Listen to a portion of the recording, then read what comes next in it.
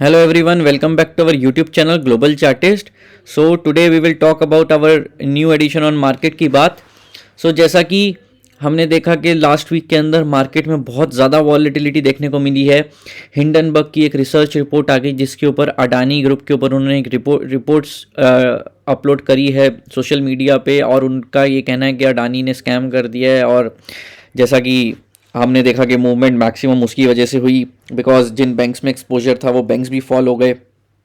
सो हम इन सब चीज़ों के ऊपर बात करेंगे और निफ्टी बैंक निफ्टी के लेवल्स के ऊपर भी बात करेंगे.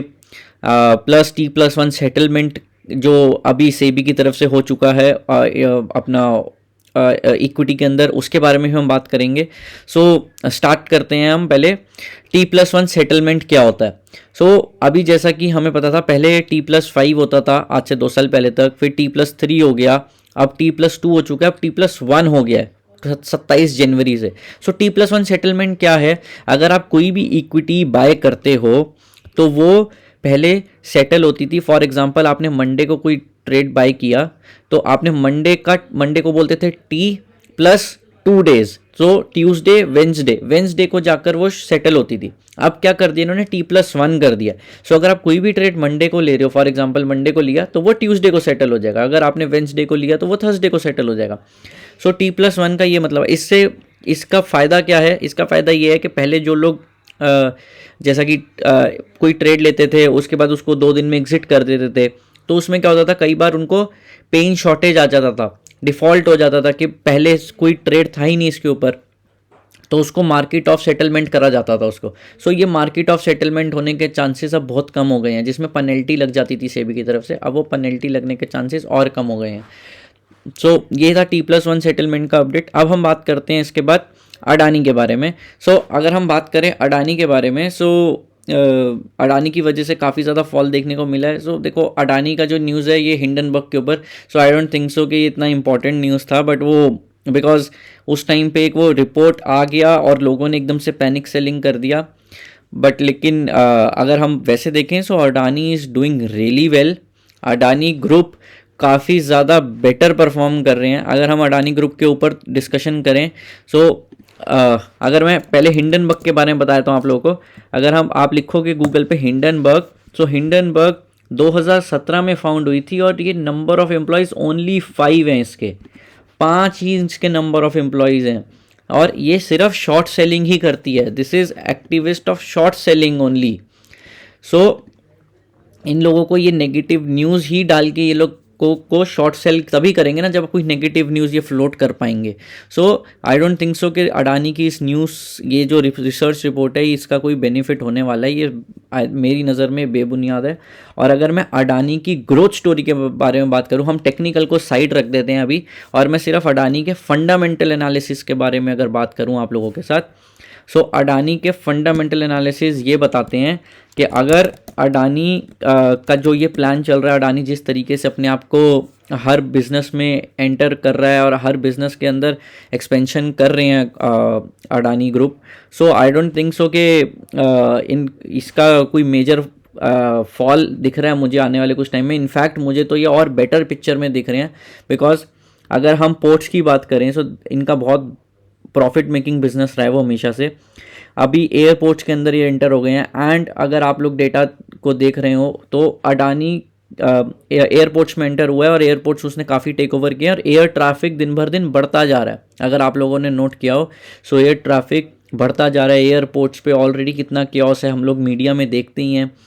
उसके अलावा अगर हम दूसरी बात करें सो अडानी ग्रीन एनर्जी जो इनका ऑल्टरनेट एनर्जी का प्रोग्राम है बहुत ज़्यादा बेनिफिशियल इनके लिए होने वाला है. अडानी विलमार, अगर आप किसी भी एडिबल ऑयल वालों से बात करोगे सो आपको 2 ही मेजर प्लेयर्स का वो नाम लेंगे. एक है जो बाबा रामदेव का रुचि सोया और दूसरा अडानी का विलमार है. सो ये भी एक इनका बहुत अच्छा बिजनेस है और इनके बहुत सारे बिजनेस है. अडानी वन करके इन्होंने एक सुपर ऐप बनाई है जिसके ऊपर और ट्रैफिक आया जा रहा है.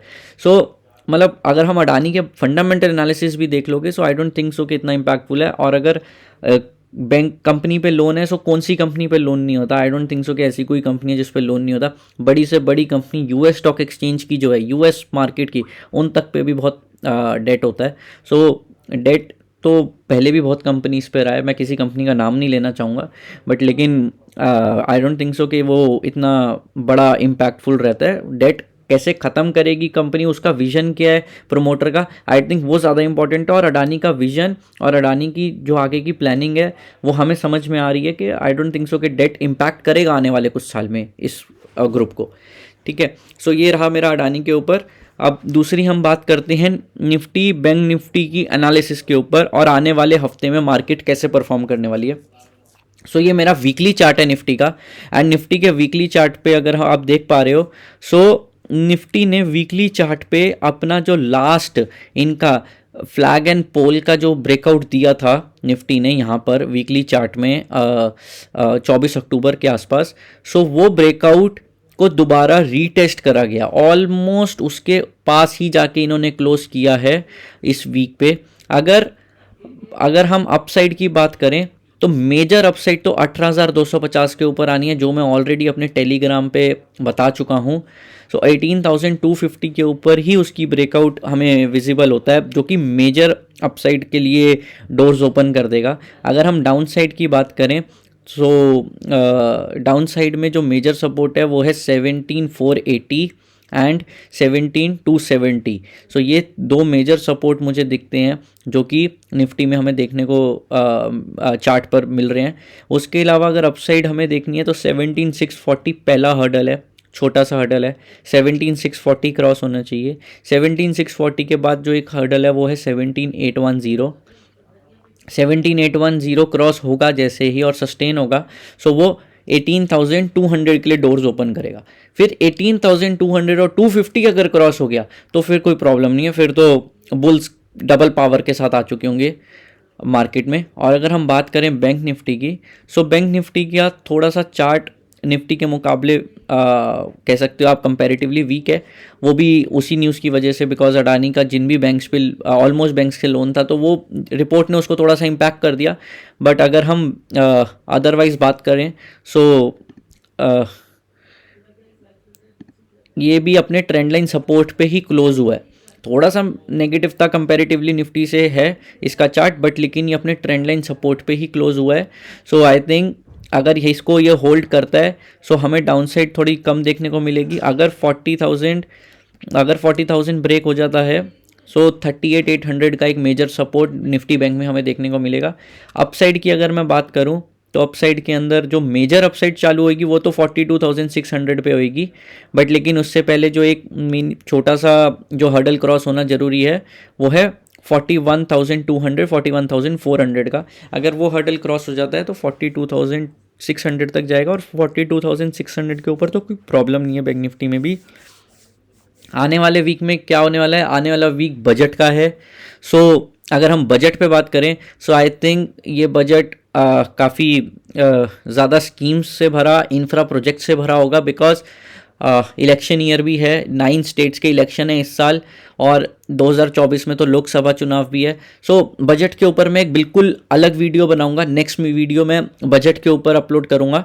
So most probably before budget I will definitely talk about budget schemes, whatever possible that they can come up with, the government will come up, because I think ये बजट बड़ा इंपॉर्टेंट होने वाला है इस साल का।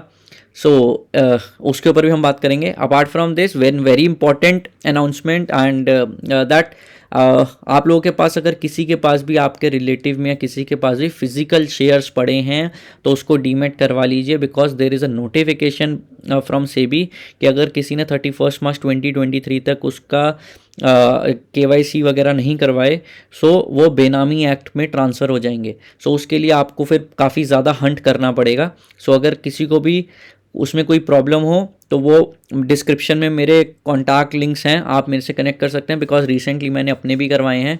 सो क्या प्रोसेस होगा I will guide you, so that अगर आप लोगों को भी कोई प्रॉब्लम आ रही हो तो आप लोग करा सकते हैं। So next video I will make on budget. Till then wish you all happy trading. Thank you, bye.